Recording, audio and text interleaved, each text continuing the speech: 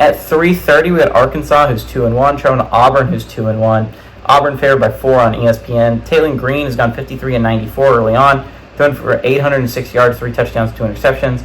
Jaquindon Jackson's had 47 carries for 397 yards and 6 touchdowns. And Andrew Armstrong's had 18 catches for 301 yards. Peyton Thorne, I know he's no longer, technically speaking, the starting quarterback for Auburn. They're going to go with the freshman, but Thornton has their leading passing stats as of the moment. He's gone 27-48, thrown for 487 yards, 5 touchdowns, 4 interceptions. Jarquez Hunter has had 36 carries for 273 yards and 2 touchdowns. Keandre Lambert-Smith had 7 catches for 182 yards and 3 touchdowns. Auburn is 20-12 against Arkansas all time. Us getting to go to Auburn in 2023, and Auburn has won 7 of the last 8 times these two teams have played. These two teams are both coming off wins, but they're both coming off. They're 2 weeks removed from heartbreaking losses. Both very different, by the way. Arkansas's heartbreaking loss, I view in a little different way. They went to Stillwater. They took Oklahoma State to 2 overtimes, and yes, they should have won that football game. They shot themselves in the foot multiple times. They should have beaten Oklahoma State in Stillwater.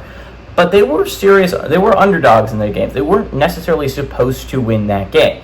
They competed against a top team, a team that might make the playoffs. Honestly, I thought that was you would have loved to come out of that game with a win if you were Arkansas, but honestly, competing with them kind of shows that they're a solid football team.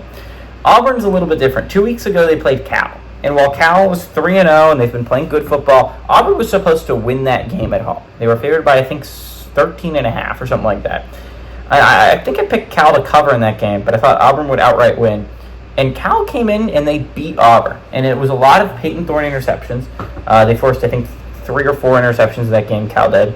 That was the reason why Peyton Thorne was benched last week in favor of the freshman quarterback. Both these teams had different last weeks. Arkansas did not take the lead against UAB until mid-third quarter or whatever. They didn't relinquish it after that. But UAB honestly looked like they could have beaten them at home, and that was a little bit scary if you were an Arkansas fan.